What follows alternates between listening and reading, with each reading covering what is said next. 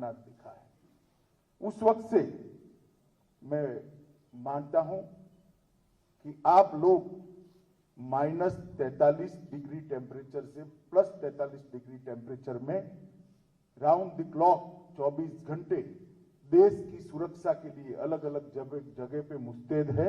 इसीलिए रात को देश सो सकता है, इसीलिए देश चैन की नींद सो सकता है।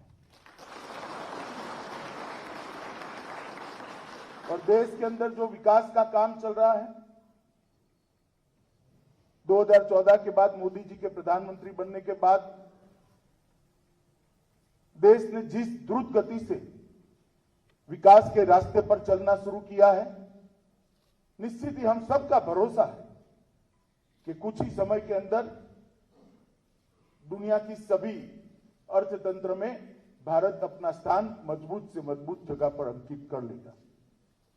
11वें नंबर पर हम थे 2014 में, आज छठे 5वें पर हम आगे पीछे होते हैं, मगर मुझे भरोसा है 2024 तक हम 3 नंबर पर निश्चित पहुंच जाएंगे और ये बहुत बढ़िया मकाम माना जाएगा। और ये जो आर्थिक विकास हो रहा है देश भर के अंदर, इंफ्रास्ट्रक्चर से लेकर इंडस्ट्रियल डेवलपमेंट से लेकर देश के इरादों को वो धूल के अंदर मिलाने के लिए सक्षम है, इसलिए देश में डेवलपमेंट संभव हो रहा है। आज मैं यहां आया हूं तब आजादी का अमृत महोत्सव चल रहा है। हमारे आजादी के 75वां साल चल रहा है। आजादी का अमृत महोत्सव किसी भी के देश के लिए बहुत महत्वपूर्ण होता है। सब देश उसको बड़े उत्साह के साथ मनाते हैं, मगर हमारे प्रधानमंत्री जी ने एक अलग प्रकार से इसको आजादी के अमृत महोत्सव को मनाना होगा। इसके लक्ष्य तय करने का भी समय है। 75वें साल में ही देश के अंदर जितने लोग अलग अलग तरीके से देश के लिए काम कर रहे हैं, उनको अपना एक संकल्प तय करना है, एक लक्ष्य तय करना है। जब आजादी के 100 साल होंगे, हो सकता है हम लोग न हो, मगर देश होगा। तो आजादी के 100 साल होंगे, तब देश कहां होगा, हर क्षेत्र के अंदर ये तय करना, इसका संकल्प लेना, इसका लक्ष्य निश्चित करने का हमारे लिए साल है।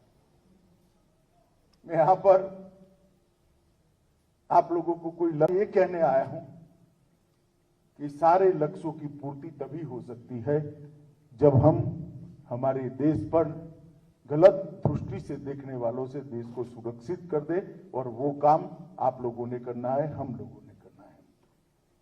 और आजादी के अमृत महोत्सव के वक्त ही आज मैं आपके सामने आया हूं। मेरे लिए भी एक दृष्टि से ये सौभाग्य की बात है और बहुत आनंद का विषय। हमले के रूप में जानता था, वही पुलवामा में आज 2000 करोड़ का मेडिकल कॉलेज बनने की शुरुआत हुई है। ये इतना बड़ा परिवर्तन। अगर शांति हो, सुरक्षा हो और चुने हुए प्रतिनिधियों ने विकास के लिए ठान लिया हो, तो क्या हो सकता है। जम्मू कश्मीर इसका उदाहरण है। ढेर सारे क्षेत्रों में आज जम्मू कश्मीर में विकास 2 दूनी रात चौगुनी द्रुत गति से आगे बढ़ रहा है। इन्वेस्टमेंट आ रहा है, नए नए इंस्टीट्यूशंस आ रहे हैं। IIM हो, IIT हो, एम्स हो, निफ्ट हो, कोई ऐसा इंस्टीट्यूट नहीं है नेशनल लेवल का, राष्ट्रीय कक्षा का, जो आज जम्मू कश्मीर में काम करने के लिए जिसका निर्णय नहीं हो गया है।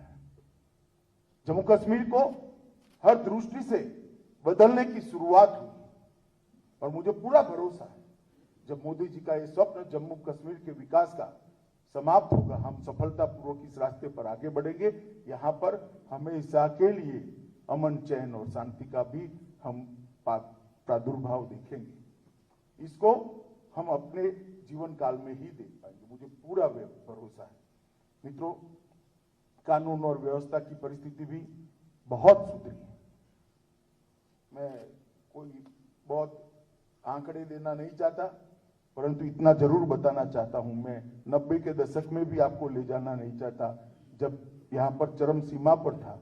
सिर्फ 2004 से 2014 का 10 साल का एवरेज देना चाहता हूं। आम नागरिकों का मृत्यु उस वक्त कुल 10 साल में 2081 हुआ था, तो 208 आम नागरिक सालाना मारे जाते थे और सुरक्षा बलों के 105 जवान मारे जाते थे। और 2014 से लेकर 2021 तक ये आंकड़े हम देखें तो सुरक्षा बल के जवानों में शहीद होने वालों की संख्या 105 से घटकर 60 पर रह गई है और नागरिकों को मारने की घटनाओं की संख्या और व्यक्तियों को मारे जाने की संख्या 208 से घटकर केवल 30 रह गई। ये बताता है कि इस फैसले को जम्मू कश्मीर के अवाम ने भी स्वीकारा है और आपकी मुस्तैदी ऐसी है कि इसमें खलल डालने वाले सफल नहीं होते। चाहे जम्मू कश्मीर पुलिस हो, मेनली सीआरपीएफ, जहां तक बॉर्डर की सुरक्षा का सवाल है सेना और बीएसएफ, एयरपोर्ट की सुरक्षा का सवाल है सीआईएफएस, मदद में एसएसबी के भी जवान यहां पर लगे हैं। इस सबने मिलकर कानून और व्यवस्था की परिस्थिति को बहुत अच्छे तरीके से संभाला है। इसलिए मैं देश के गृह मंत्री नाते इस सभी बल के जवानों को आपको प्रतीकात्मक समझते हुए बहुत बहुत साधुवाद और उनको अभिनंदन देना चाहता हूं कि आपने बहुत अच्छा काम किया है। पत्थरबाजी की घटना भी अगर ढूंढ कर ढूंढनी पड़े तब नजर में आती है।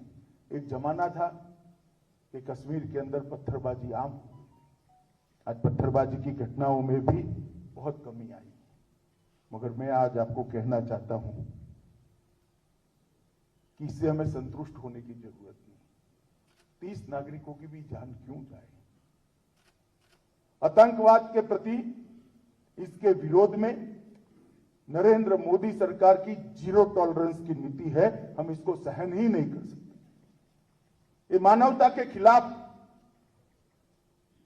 और जो लोग इस गतिविधि में लिप्त हैं वो जघन्य कृत्य कर रहे हैं और उससे आम जनता को बचाना, कश्मीर को बचाना और उनको सुरक्षित रखना हमारी प्राथमिकता होनी चाहिए, हमारी प्रायोरिटी होनी चाहिए। और जब मैं सीआरपीएफ के कैंप में आया हूं तब सीआरपीएफ का एक उज्जवल इतिहास है। अभी अभी पुलिस दिन गया है, अभी अभी गया है। सभी सीएपीएफ और सभी राज्यों की पुलिस के लगभग 36,000 से थोड़े कम, मगर 36,000 कह सकते हैं, इतने जवानों ने अपना सर्वोच्च बलिदान इस देश की कानून और व्यवस्था और आंतरिक सुरक्षा को संभालने के लिए दिया है। सीआरपीएफ के भी 2200 से ज्यादा जवान शहादत को खुद ही निमंत्रण देते हुए इस देश के लिए सर्वोच्च बलिदान दिया है। हम उसको भुला नहीं सकते। कल सुबह मैं जाने से पहले शहीद स्मारक पर सभी देश के पुलिस बल के जितने भी जवान शहीद हुए हैं उनको प्रतीकात्मक रूप से सीआरपीएफ के शहीद स्मारक पर श्रद्धांजलि देकर ही यहां से जाऊंगा। मित्रों, मैं एक और चीज की ओर आप सबका ध्यान दिलाना चाहता हूं। नरेंद्र मोदी सरकार ने सीएपीएफ के जवानों के लिए ढेर सारे काम करे। 1300 मकान बनाए, कई पोस्ट बनाई है, कई बंकर बनाए हैं, कई प्रकार के छोटे छोटे सुधार भी किए हैं। हालांकि इससे आपकी सभी तकलीफें दूर हो गई ऐसा मैं नहीं मानता, परंतु काफी गति बढ़ाई। भारत के वीर के अंदर कोविड की ड्यूटी करते, मतलब कोविड के खिलाफ लड़ाई की ड्यूटी करते करते जो जवान हमारे बीच में नहीं रहे उनको भी शहीद का स्टेटस देकर हमने भारत के वीर से कंट्रीब्यूशन उनको देने का तय किया। परंतु एक चीज पर मैं आपका जरूर ध्यान दिलाना चाहता हूं, और मुझे इसमें यहां पर जो सारे डीजी भी बैठे हैं और